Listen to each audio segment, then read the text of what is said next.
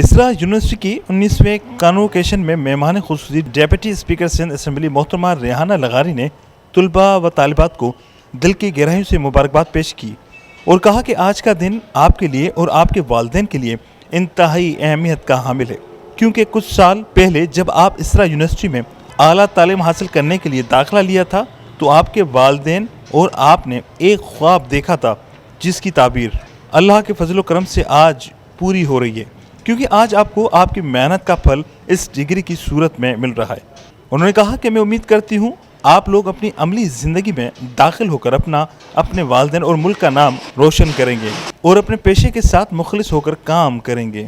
اس موقع پر 488 کامیاب طلباء و طالبات کو اسناد دی گئیں، ان میں 275 نے میڈیکل، نرسنگ، ڈینٹل اور فزیکل تھراپی میں بیچلر کی ڈگریاں حاصل کیں، جبکہ 10 شاگردوں نے پوسٹ گریجویٹ کی ڈگریاں حاصل کیں۔ اس کے علاوہ مینجمنٹ سائنس میں ایک طالب علم کو PhD کی ڈگری دی گئی اور 203 طلباء نے business administration, computer science, engineering, information technology, telecommunication میں بیچلرز اور ماسٹر کی ڈگریاں حاصل کیں، جبکہ اعزازی مہمان پروفیسر ڈاکٹر عبدالقدیر خان راجپوت سابقہ چیئرمین چارٹرڈ ایجوکیشن کمیٹی نے vice chancellor professor doctor Nazir Ashraf لغاری، بورڈ آف گورنر، اساتذہ، یونیورسٹی کے تمام افسران اور دیگر ملازمین سمیت طلباء و طالبات اور ان کے والدین کو آج کے دن پر مبارکباد پیش کی اور کہا کہ تعلیمی میدان میں آپ لوگوں نے کامیابی حاصل کر لی ہے اور اب اپنی عملی زندگی میں بھی اسی طرح محنت کرنی ہے۔